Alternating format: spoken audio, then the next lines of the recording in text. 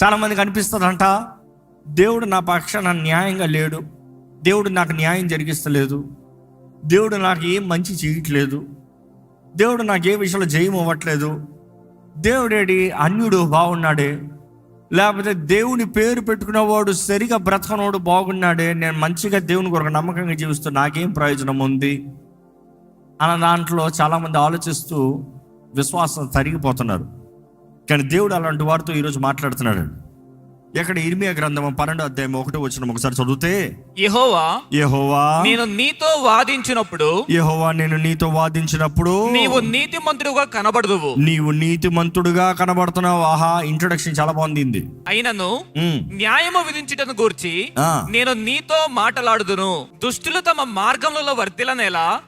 ఇక్కడ ఇర్మియా అడుగుతున్నాడు, అయ్యా యూదా వారు మేము ఇంత బాధపడుతున్నాం, నీ కొరకు నమ్మకంగా ఉన్నాం, నిన్ను సేవిస్తున్నాం, కానీ నీ ఓడని చెప్పుకుంటూ నీ ఓడు కాకుండా పనికి మాలిన బ్రతుకుతున్న వాడు బాగుపడుతున్నాడు, ఇదే న్యాయం అని అడుగుతున్నాడు దేవుణ్ణి.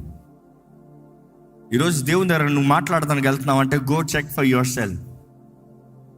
It is not your problem who God blesses. దేవుడు ఇంకోళ్ళని ఆశీర్వదించేదాన్ని బట్టి నీ బాధ ఉండనవద్దు.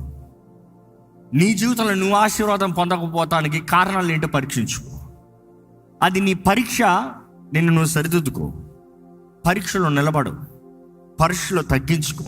ఇక్కడ దేవుడి దగ్గర వచ్చినప్పుడు ఇర్మియా ఎలాగ వాదిస్తూ ఉంటే దేవుడు ఒకటే మాట కొడుతున్నాడు ఆయనతో. ఏమని కొడుతున్నాడు చూడండి, నీవు పాదచారులతో పరిగెత్తగా వారు నిన్ను అలయగొట్టరు కదా. వారు నిన్ను ఏం చేశారు? అలయగొట్టారు. ఒరే అలిసిపోయినోడా, అలిసిపోయావు కాబట్టి ఫ్రస్ట్రేషన్ నుంచి మాట్లాడుతున్నావు, అలిసిపోయావు కాబట్టి నువ్వేం మాట్లాడుతున్నావు గ్రహించలేదు. అది ఎప్పుడు అలవ చేసి కొడతాడని దేవుడు అక్కడ తెలియజేస్తుంది. ఏంటంట, he will wear you out and attack, not when you're strong. ఈ లోకంలో ఉన్న సవాలులు, ఈ లోకంలో ఉన్న పోరాటాలు, ఈ లోకంలో ఉన్న ఛాలెంజెస్ అనేక సార్లు మనల్ని అలవ్ చేస్తాయి. ఫ్రస్ట్రేషన్, అనేక మందికి పెద్ద ఫ్రస్ట్రేషన్ ఏంటి తెలుసా? Number 1 frustration for everybody, time. నువ్వు అనుకున్నప్పుడు అనుకుంది జరగకపోతే ఎక్కడ లేని ఫ్రస్ట్రేషన్. లిఫ్ట్ లేట్కి వస్తే ఫ్రస్ట్రేషన్, స్టవ్ వెంటనే ఆన్ అవ్వకపోతే ఫ్రస్ట్రేషన్, బైక్ వెంటనే స్టార్ట్ అవ్వకపోతే ఫ్రస్ట్రేషన్, బుక్ చేసిన ఊబర్ తొందరగా రాకపోతే ఫ్రస్ట్రేషన్, బికాస్ టైం. అదే ఆత్మరంగంలో కూడా నువ్వు ప్రార్థన చేసిన వెంటనే నీకు జవాబు రాకపోతే ఫ్రస్ట్రేషన్. దేవుడు నా ప్రార్థన ఆలకిస్తలే, యు ఆర్ ఫ్రస్ట్రేటెడ్. దేవుడు మీతో మాట్లాడుతున్నాడు, పాదజాడులే నిన్ను అలవ చేశారే, అసలైన ఉన్నాడు. రౌతులు నువ్వు ఎలా ఎదుర్కొంటావు? పాదజాలు అన్నదప్పుడు సమ్మన్ యూ కెన్ ఫైట్. మనుషుడు పోరాడతాం ఈక్వల్గా ఉంటుంది. ఇద్దరు మనుషులకి కత్తులు ఇచ్చి, ఇద్దరు మనుషులకి డాళ్ళు ఇచ్చి, ఇద్దరు కొట్లాడంటారా అంటే ఈక్వల్, హూ ఇస్ బెటర్ అనేది ప్రూవ్ అవుతుంది. ఎప్పటికీ there is a chance one can win the other. కానీ దేవుడు అంటున్నాడు, ఇదిగో నువ్వు చేయగలిగిందే నువ్వు చేయలేనిదప్పుడు, నీ సామర్థ్యతలో ఉన్న దాంట్లోనే నువ్వు నమ్మకంగా లేనిదప్పుడు, నువ్వు పోరాడాల్సిన చిన్న చిన్న విషయాలే నువ్వు పోరాడినప్పుడు, నీలో కలగాల్సిన చిన్న చిన్న విషయాలకే కలగాల్సిన గ్రహింపై నీలో కలగనిదప్పుడు, అసలు ఉన్నాయి అసలైన పోరాటములు. ఎలా పోరాడతావు? అసలు ఉంది వెనకాల అసలైనోడు వస్తున్నాడు, పెద్ద దెయ్యాలు వస్తున్నాయి. ఎలా పోరాడతావు? ఈరోజు మనం జ్ఞాపకం చేసుకోవాలండి, దేవుడు ఏది పలికినా ఒక సారం, ఒక అర్థం ఉంది. ఈరోజు ఇక్కడ ఉన్న మీతో దేవుడు మాట్లాడుతున్నాడు. Do not get exhausted in life. Do not wear out in life. Do not get tired in life. Don't say I can't do it anymore. ఇక్కడ ఎవరైనా సరే డిప్రెషన్, డిస్కరేజ్మెంట్, డెస్పరేషన్ ఉన్నారేమో, నా వలన అవ్వదు, ఇంకా నేను చేయలేను, ఇంకా నాకు కుదరదు, ఇంకా నా వలన నాకు చెప్పొద్దు. చాలామంది ఫ్రస్ట్రేట్ అయిపోయి అసలు దేవుని దగ్గర మాట్లాడరంట, దేవుని ఆలయాన్ని కూడా రారంట, అసలు వాక్యమే తెరవరంట, ఏముంది అంటారంట. కానీ ఈరోజు మీతో మాట్లాడుతూ దేవుడు చెప్తున్నాడండి, if the footmen have wearied you out, ఈ గుర్రముల మీద, ఈ రథముల మీద వచ్చిన వారు నువ్వు ఎలా ఎదుర్కొంటావు? దేవుడు అనేది యుద్ధంలో కూడా ఆ రోజుల్లో రెండు రాజ్యంలో పోరాడేటప్పుడు భటులు, ద ఫుట్ మెన్ అనేవారు, భటులు అనేక వేల మంది ఉంటారు. రాజు స్థాయి తగ్గట్టుగా వేలాది మంది, లక్షలాది మంది కూడా ఉంటారు. సో అన్ని లక్షల మంది భటులు వస్తానికి కారణం ఏంటి? ఆ భటుల్లో వీరులు ఉండరు, ఆ భటుల్లో రియల్ పవర్ఫుల్ మెన్ ఉండరు, ఆ భటుల్లో అసలైన పోరాడే సామర్థ్యత కలిగిన వారు ఉండరు. వారందరూ తెలుసా, మాబు, పరిగెత్తు, ఓ పరిగెత్తు, ఓ కొట్టే. కారణం ఏంటి? ఆపోజిట్లో వచ్చే శత్రు ఎనర్జీని డైవర్స్ చేస్తానికి, లేకపోతే డైవర్ట్ చేసి డిస్పోజ్ చేస్తానికి, వీకెండ్ చేస్తానికి, పల్సన చేస్తానికి. అంతమంది వస్తున్నారు, ఈ నీళ్ళు కొట్టుకున్నారంటే మొదట కొట్టుకుని మిగిలిన వాళ్ళని అసలైన పోరాడటం సులభము. లేకపోతే ఫస్ట్ ఈ చెత్త అంతా క్లియర్ అవుతే నెక్స్ట్ అందులో ఎవరున్నారో బలమైన వాళ్ళని వారిని ఎదుర్కొంటానికి సులభము. సో యుద్ధంలో చూసినప్పుడు మొదటిగా ఈ భటులు వెళ్తారు, నెక్స్ట్ హార్స్మెన్ వస్తారు. ఆ హార్స్మెన్ తర్వాత వస్తారంట ఏనుగుల మీద. వాళ్ళందరిని దాటిన తర్వాత వస్తారంట ఎవరు తెలుసా? అసలైన వీరులు. ఎత్తింది అసలైన వీరులు పెట్టరు. 1,00,000 మంది సైన్యం ఉన్నదప్పుడు అసలైన వీరుడు వెళ్ళాడు, వీరుడు ఎగిరిపోతాడని పంపించరు. ఫస్ట్ పంపించేది ఆ చెత్త, ఈ చెత్త, 2 చెత్తలు కొట్టుకోండి. దేవుడు చెప్పేది ఏంటి తెలుసా స్ట్రాటజీ? ఆ భటులే నిన్న అలవ చేస్తున్నారు. The foot men means foot soldiers. ఆ ఫుట్ మెన్నే నిన్ను అలవ చేస్తున్నారు. ఆ భటులకే నువ్వు అలసిపోయావు, ఆ భటులకే నువ్వు విసిగిపోయావు, ఆ భటులకే నా వలన అవ్వదంటున్నావు. అంటే ఏం చెప్తున్నాడు దేవుడు? ఈరోజు నీ జీవితంలో కలిగే ఈ చిన్న చిన్న గొడవలు, చిన్న చిన్న సమస్యలు, చిన్న చిన్న దానికి ఏదైతే నువ్వు అలిగి కూర్చుంటున్నావో దేవుడు అంటున్నాడు ఎన్ని భటులు అంటున్నాడు. దేనికైతే ఇంకా నా వల్ల కుదరదు, ఇంకా నేను చేయలేను, నా వల్ల అవ్వదు, ఇంకా నా దేవుడు నాకు అన్యాయం చేస్తున్నాను, దేవుడి మీద వాదిస్తున్నావు. దేవుడు అంటున్నాడు అరే అన్ని భటులయ్యా, అవి అసలైన పోరాటాలు కాదు, అసలైనది కాదు. వాడు ఎందుకు వర్దిల్లాడు, వీడు ఎందుకు బాగుపడ్డాడు, వాడికి ఎందుకు ఉద్యోగం వచ్చింది, ఈమెకి ఎందుకు పెళ్ళి అయింది, ఇవన్నీ కాదు గొడవలు. అవన్నీ భటులు, చిన్న చిన్న భటులు నీ మైండ్ని కొంచెం డైవర్ట్ చేస్తానికి, నీ జీవితంలో నీకు దృష్టి లేక నీవు దేవుని మీద ఆధారపడకుండా నీలో విశ్వాసం కలగకుండా ఉండటానికి అపవాది తీసుకొచ్చే భటులు వీళ్ళందరూ చిన్న చిన్న వాళ్ళు. ఇవన్నీ సులభంగా నువ్వు ఇలా తుప్పుకుని వెళ్ళిపోవచ్చు. కానీ నువ్వేం చేస్తున్నావు? వాళ్ళకి అలిసిపోయావు. దేవుడు అంటున్నాడు వెనకాల గుర్రాలు వస్తున్నాయి, రథాలు వస్తున్నాయి, హార్స్మెన్స్ ఆర్ కమింగ్. ఎలా ఎదుర్కొంటావు, ఎలా పోరాడతావు? వీరే నేను అలవ చేస్తా, అసలైన శత్రువు వెనకాల వస్తున్నాడు, బలవంతుడు వెనకాల వస్తున్నాడు. అదే సమయంలో మీ కంపారిజన్ మీరు చూస్తే మనుషుని పోరాడటానికే కష్టపడతా ఉంటే రథంని మనుషుడు పోరాడతాం అనేది ఇంపాసిబుల్. ఒక గుర్రంని మనుషుడు ఎదిరిస్తామనేది ఇంపాసిబుల్. మనుషుడు కొట్టే పంచికి గుర్రం తన్నికి చాలా డిఫరెన్స్ ఉంటుందంట తెలుసా? ప్రపంచంలో ద స్ట్రాంగెస్ట్ మనం కొట్టనే రీడింగ్ తీసుకో. ఒక గుర్రం కాలితో ఒక తన్నే దాని రీడింగ్ తీసుకో. ఎంత స్ట్రాంగ్ మనం కొట్టినా కూడా నువ్వు పడతావు, దొప్పుని పడతావు. కానీ గుర్రం ఒక తన్ను ఎగిరి పడతావు అక్కడికి. దేవుడు అంటున్నాడు వెనకాల వస్తున్నారు రథం, వెనకాల వస్తున్నాయి గుర్రాలు. నువ్వు మనుషుడితోనే పోరాడలేకపోతున్నావు, గుర్రంతో ఎలాగ పోరాడబోతున్నావు? నీవు జీవితంలో చిన్న చిన్న విషయాలకే నువ్వు సతమతం అయిపోతున్నావు. ఎలాగ రథములను ఎదుర్కొంటావు? How you gonna fight real battles, the greater battles, the bigger enemy. అందుకని ఈరోజు దేవుడు మాట్లాడుతున్నాడు మీతో. ఎలా పోరాడతాం, ఎలా పోరాడగలుగుతాం? ఈ వాక్యం ఏంటో మీకు అనిపించవచ్చు, దేవుడు ఏం కోరుతున్నాడు నా దగ్గర? Why God is not being fair? ఎందుకంటే ఇర్మియా అదే అంటున్నాడు, God you are not being fair. నువ్వు వారిని దీవిస్తున్నావు, నన్ను దీవిస్తలే. వారు సుఖంగా ఉంటారు, నేను సుఖంగా ఉండలే. వారు సరిగా లేరు, వారు బాగుపడుతున్నారు. నాటింది నువ్వే, వేరులు తన్నారు, ఫలిస్తున్నారు. వారిని పీకి పడే, వారిని నరికి పడే, వారిని చంపి పడే. అది కాదు నువ్వు కోరేది, అది కాదు నీ ప్రార్థన ఉండాల్సింది.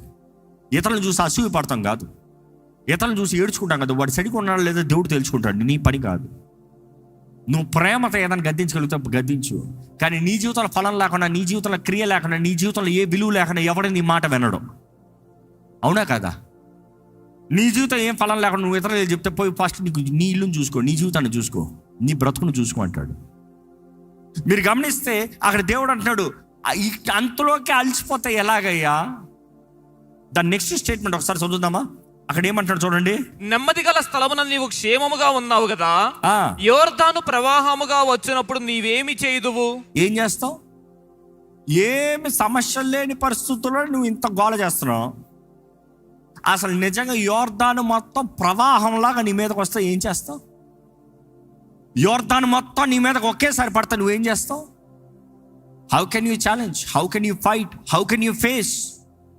ఈరోజు మీరు దేవుని మాట నిజంగా విని గైకున్నట్లయితే దేవుడు ఈరోజు అంటున్నారు, be strong, be strong, be courageous.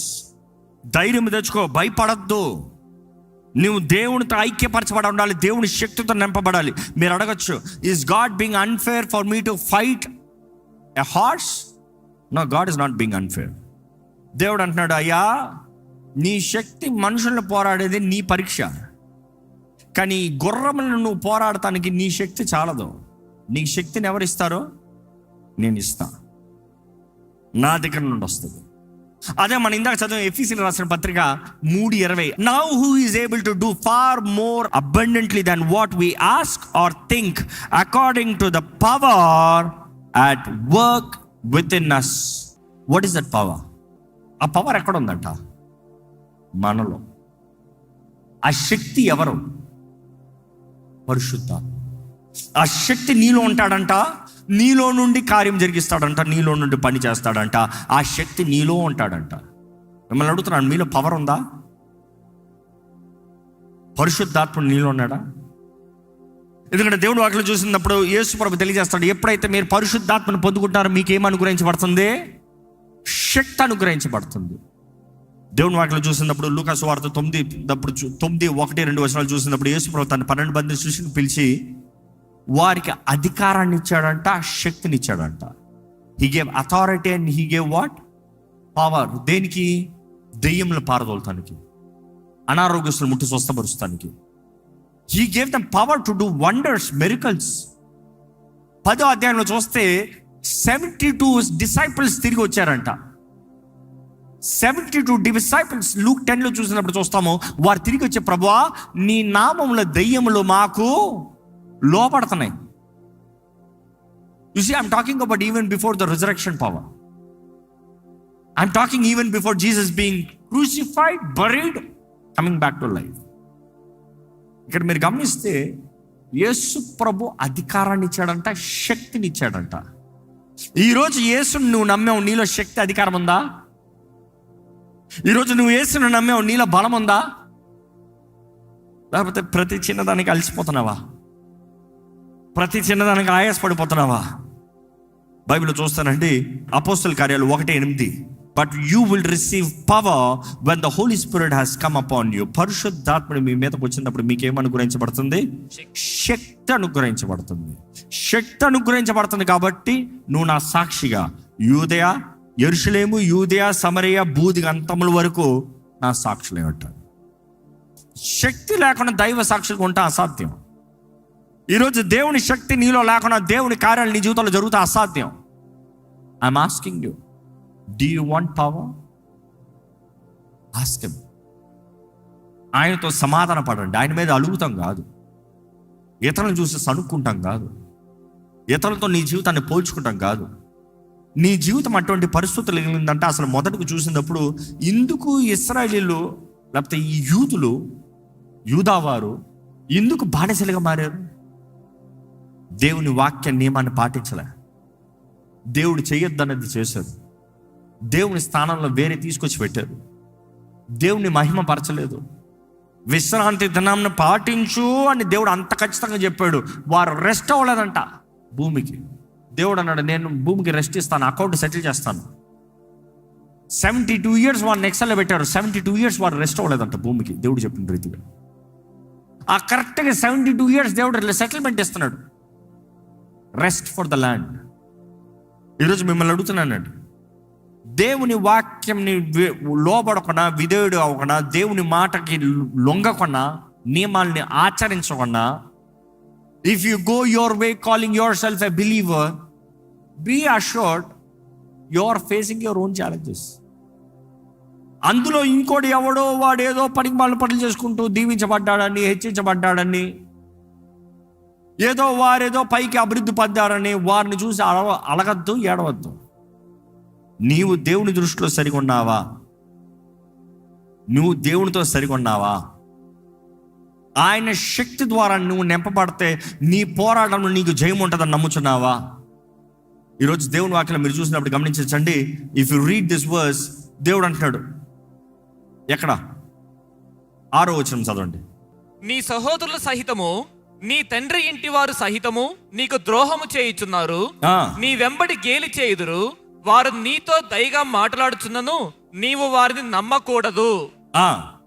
నా మందిరమును నేను విడిచి ఉన్నాను, నా స్వాస్థ్యమును విసర్జించి ఉన్నాను, నా ప్రాణ ప్రియురాలిని ఆమె శత్రువుల చేతికి అప్పగించి ఉన్నాను. నా స్వాస్థ్యము నాకు అడవిలోని సింహము వంటి దాయను. ఆమె నా మీద గర్జించుచున్నది గనుక నేను ఆమెకు విరోధినైతిని. నా స్వాస్థ్యము నాకు పొడల పొడల క్రూరపక్షి ఆయన. క్రూరపక్షులు దాని చుట్టూ కూడుచున్నవా?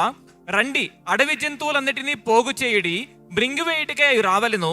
కాపర్ల అనేకులను నా ద్రాక్ష తోటలను చెరిపివేసి ఉన్నారు, నా సొత్తును త్రొక్కివేసి ఉన్నారు. నాకిష్టమైన పొలమును పాడుగాను ఎడారిగాను చేసి ఉన్నారు.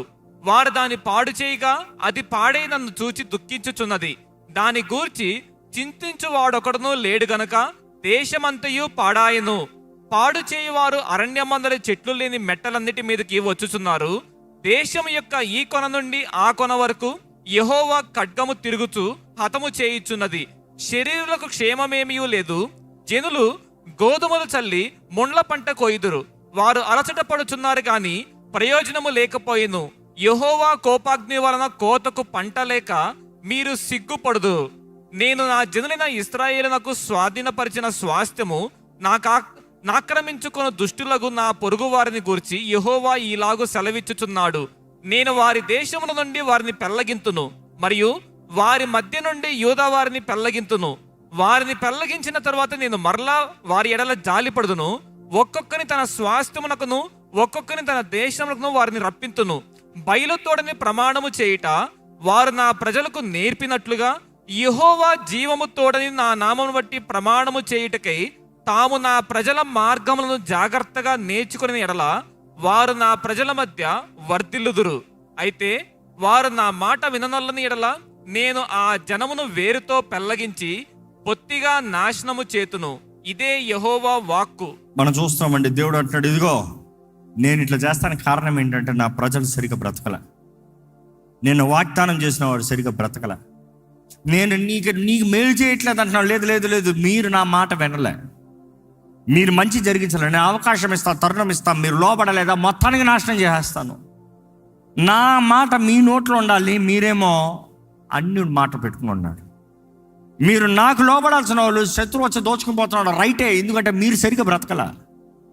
యువర్ సెయింగ్ వాడెందుకు ఇలాగ ఉన్నాడు, వీడెందుకు ఇలా ఉన్నాడు, వాడెందుకు అప్పుడు. నో నో నో, నువ్వు సరిగా లేవు, మీ వారు సరిగా లేరు. ఇక్కడ you have not lived right. ఈరోజు మిమ్మల్ని అడుగుతున్నానండి, మనము దేవునితో సమాధాన పడవలసిన అవసరత ఎంతో ఉంది. దేవునితో సంపూర్ణంగా సమాధాన పడ్డారా? సమాధాన పడ్డానన్న వారు మరలా ఆ విషయంలో గొడవలు పడతానికి లేదు. ఇంట్లో భార్య భర్తలకు గొడవలు, మనస్పర్ధలు వస్తాయి. వచ్చినప్పుడు కొంచెం ఆర్గ్యుమెంట్ అవుతుంది.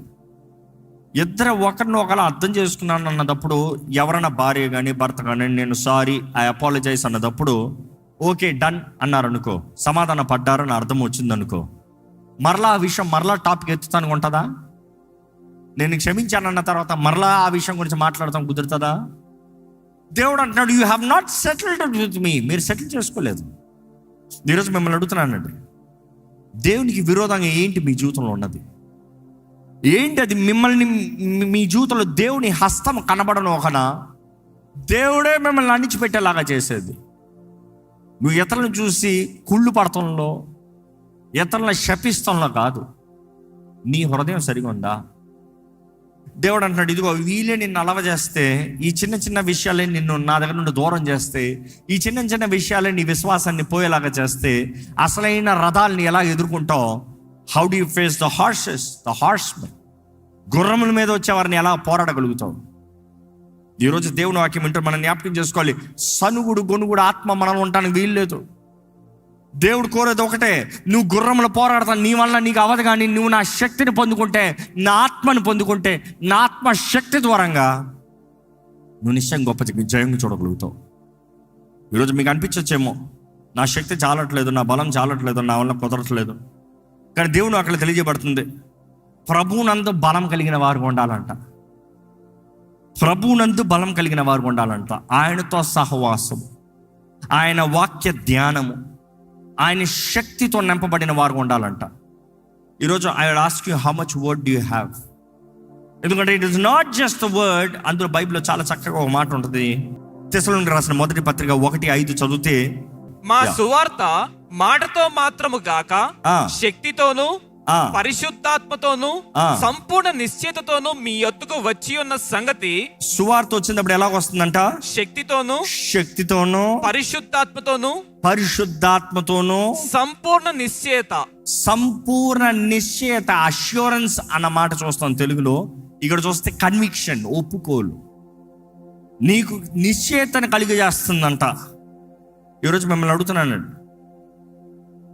దేవుని శక్తిని పొందుకున్న వారుగా, ఆయన శక్తి ద్వారా బలపరచబడిన వారుగా, ఆయన శక్తి ద్వారా జీవించే వారు ఉండాలని దేవుడు ఆశపడుతున్నారు. నీ జీవితంలో ఆయన శక్తి ఉందా? దీంట్లో బైబిల్ చూసినప్పుడు కొరింథీయులకు రాసిన మొదటి పత్రిక 6:14 చూసినప్పుడు, క్రీస్తుని మృతుల్లో ఉండి లేపిన ఆయన ఆత్మ అనేటప్పుడు ఆ శక్తి అని ఉంటుంది. God raise the Lord will also raise us up by his power అంట. I'm asking you, do you want that power? Do you have that power? నీలో ఆయన శక్తి ఉంటే నువ్వెవరిని చూసి అసూయపడవు, నువ్వెవరిని చూసి కలవరపడవు, నీకన్నా ఎవరు ముందుకు పరిగెడుతున్నారని ఏం ఆయాసపడవు. నీలో ఉంటుంది the power. When you receive that power then you will have the speed. గుర్రం ఏంటి? గుర్రాన్ని మనుషుడు మామూలుగా పోరాడలేడము, పరిగెత్తలేడము. But when the spirit of God comes, you know, not just a horse but horses, రథములు. బైబిల్ ఉందా మాట? ఉంది.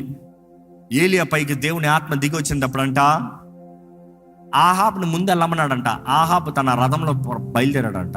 రాజు రథంలో స్టార్ట్ అయ్యాడంట. రాజరథంలో ఎలా ఉంటుంది తెలుసు? మామూలుడు కన్నా ఘనంగా ఉంటాయి రాజరథంలో. And one of the richest king Solomon తర్వాత ధనవంతుడు చరిత్రలోనే. అంత గొప్ప ఇశ్రాయేల్ రాజుగా బ్రతికాడు ఆహాబ్. అతను రథంలో బయలుదేరాడంట. కానీ దాని తర్వాత ఏలియా బయలుదేరినట్టుగా కనబడుతుంది. దేవుని వాక్యం తెలియజేయబడుతుంది, దేవుని ఆత్మ ఏలియా పైకి దిగి వచ్చిందంట. ఆయన నడుమును కట్టాడంట. రథము కన్నా ముందుగానే ఆయన చేరాడంట. రథం కన్నా ముందుగానే ఆయన పరిగెత్తుకుని వెళ్ళిపోయాడంట. I'm asking you, if you receive the power of God you might think the wicked is prospering. రథములు ముందు వెళ్ళిపోయి అనిపించచ్చేమో, కానీ ఆ శక్తి నీ మీదకి వస్తే, ఆ ఆత్మ శక్తి నీకు అనుగ్రహించబడితే, ఆ రథముల కన్నా నువ్వు ఎంతో వేగంగా యూ విల్ క్రాస్. నువ్వు దాటి వెళ్ళిపోతావు, నువ్వు వేగంగా పరిగెత్తి వెళ్ళిపోతావు. You might think your time is delayed, you might be frustrated. సమయం పోతుంది, జీవితంలో ఏం జరగట్లేదు, ఏం కలగట్లేదు, అందరికి అన్నీ అయిపోతుంది. Don't worry. when the spirit of God is upon you in his time, ఆయన సమయంలో ఆయన సమస్తము సమకూర్చి జరిగిస్తాడు. ఈరోజు నీవు నమ్మినట్లయితే ప్రభు మీద ఆధారం చేసుకుని, ప్రభుని ఆధారంగా చేసుకుని ప్రభు పాదాలు పట్టుకోండి. దయచేసి స్థలంలో ఉంచుతాము. మీ హృదయాన్ని ఒక్కసారి పరీక్షించుకోండి. దేవునికి విరోధమైంది ఏదైనా ఉందా మీ జీవితంలో? దేవునికి విరోధమైన మాటలు, క్రియలు, తలంపులు ఏమైనా ఉన్నాయా మీ జీవితంలో? యేసు నామాన్ని ధరించిన వారు ఉన్నారేమో, కానీ నామం మాత్రం కాదు, పరిశుద్ధాత్మ నింపుదల ఉండాలి. పరిశుద్ధాత్ముడు నీలో ఉన్నాడా? పరిశుద్ధాత్మ శక్తి నీలో అనుభవిస్తున్నారా? పరిశుద్ధాత్మ ద్వారా నడిపించబడుతున్నారా? సత్య స్వరూపి, సత్య మార్గంలో, యేసు అనే మార్గంలో మనల్ని నడిపిస్తాడు. యేసు ప్రభు చెప్పాడు కదా, నేనే మార్గము, జీవము, సత్యము. ఈరోజు మనం నిశ్చయంగా ఆయన చిత్తములో, ఆయన తలంపులో నిలబడితే, ఆయన మన కొరకు తలంచిన కార్యాలు, కంటికి కనరానివి, చెవుకి వినరానివి, హృదయంకి గోచరం కాని కార్యాలు ఆయన ఆత్మ ద్వారంగా మనకి తెలియజేస్తాడండి. గడ్డిలాగా మురిసి ఇంతలో కనబడి అంతలో మాయమనే వారిని చూసి do not compare your life. దేవుని వారికి తెలియజేస్తుంది, వారు గడ్డిలాగా వేసిస్తారంట, పచ్చగా కనబడతారంట, కానీ చూస్తూ ఉంటేనే ఎండిపోతారు. అలాంటి జీవితం కాదు దేవుడు నీకు కోరేది. నీవు సారవంతమైన జీవితం, ఫలించే జీవితం, విలువ కలిగిన జీవితం. ఈరోజు నీ జీవితంలో సమాధానము, నెమ్మది, తృప్తి, ధైర్యం కలిగి ఉండాలని దేవుడు ఆశపడుతున్నాడు. Not materialistic things that gives value. నిజంగా క్రీస్తుని కలిగి ఉంటాం, క్రీస్తు ఆత్మ, పరిశుద్ధాత్మతో నింపబడి ఉంటాము. ఆ పరిశుద్ధాత్మ శక్తి ద్వారా నడిపించబడతాము. అప్పుడు నీ ఆత్మ వర్ధిల్తున్న రీతిగా నువ్వు అన్ని విషయంలో వర్ధిల్తాము. ఈరోజు జ్ఞాపకం చేసుకోవాలంటే నీ ఆత్మ వర్ధిల్లకపోతే నువ్వు ఎందులో వర్ధిల్లేవు.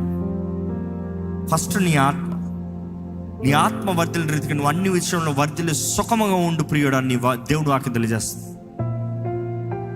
నీ జీవితంలో సుఖం కావాలని కోరుతున్నావేమో, నీ ఆత్మ వర్ధిల్తుందా? What is true joy? What is true peace? నిజమైన సమాధానం ఏంటి? నిజమైన ఆనందం ఏంటి? నిజమైన ధైర్యం ఏంటి? ఈరోజు దేవుడిని ఎరిగిన వాడు వింటున్నావు, నిబంధన చేయబడ్డాను అంటున్నావు. ఎలా ఉంది నీ విశ్వాస జీవితం? ఎలాగుంది నీ ప్రార్థనా జీవితము?